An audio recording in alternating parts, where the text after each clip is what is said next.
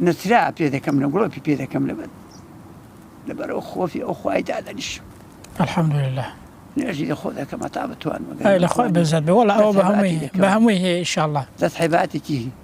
جوان دەکەم مام حاجی با فەرمایشتێکی پێغەمبەر بەوە خێرم صلی الله عليه وسلم أبي موسى أشعري دقيرته وكا للسنن أبي داود دهاتو فرمايشتك الصحيحة ده فرمي بيغمبر فرميتي صلى الله عليه وسلم إن من إجلال الله لقوري خداي پروردگار ولعظمتي خواي قوري ولشاكي خواي پروردگار ولرحم بزي خداي پروردگار وقوري خواي قوري برامبر ببندكاني إكرام ذي الشيب المسلم أويكا ريزي تشينو تويجي دقريت يكيك لو چین و توێژانەی کە خوای پەروەردگار ڕێزیان دەگرێت ئینسانێکی بەتەمەنە کە مووی سپی بووە مسلمانە و لە مسلمانیەتیدا پیر بووە و مووی سپی بووە خوای پەروەردگار ڕێزی ئەو کەسەیە دەگرێت جا تەماشاکەن پێغەمبەر صلی الله علیه وسلم پێمان دەفەرمێت خوای گەورە ڕێزی ئینسانی بەتەمەن و ڕێژسپی دەگرێت ئەوە پێمان دەڵێ کە هەر مسلمانێکیش لەسەرەتی کە ڕێزی ئینسانێکی بەتەمەن بگرێت ڕێزی ئینسانێکی ڕێژسپی بگرێت کەسێک کە مسلمانە و لە مسلمانەتیدا ڕێشی سپی کردووە بەڕاستی جێگای ڕێز و حرمەتە ئەوەش گەورەی خوای گەورەمان بۆ دەردەخات چاکەی خوای گەورەمان پێ دەڵێت خوای گەورە پێویستی بە هیچ کەسێک نییە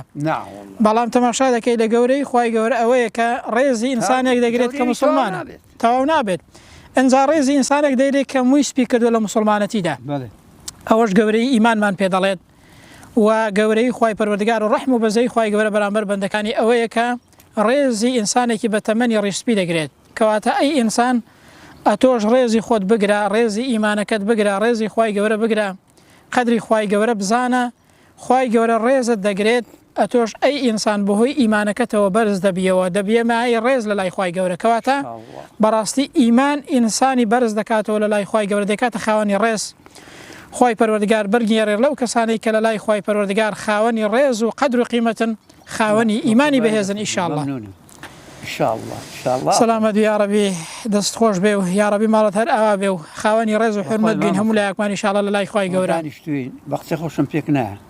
بەڵا لەوانەیە 100 کەسم فێری نوێژان کردبێت تومە کاکە ئەوەت ڕێ ئەوە شوێنتە گوناحە کوڕە تاریکە سەلام نوێژێ جوان پشۆ نوێژێ خۆت بکە ڕوو دەخوای بکە ئەی بۆچی خەڵق کردووی ئەی وەڵا بۆ عیبادەتی وەنەبوو بەرە وەڵا لە چی دروست کردووی تا تون هەردی قەت لەوەی بگرێ مەلا لە تونەکاوێکی پیس بێزت ناتەماشای خوای گەورە لەو کەسانن یاری کە خاوەنی ڕێزن ئینشاءالله لە لای خوای پەروەردگار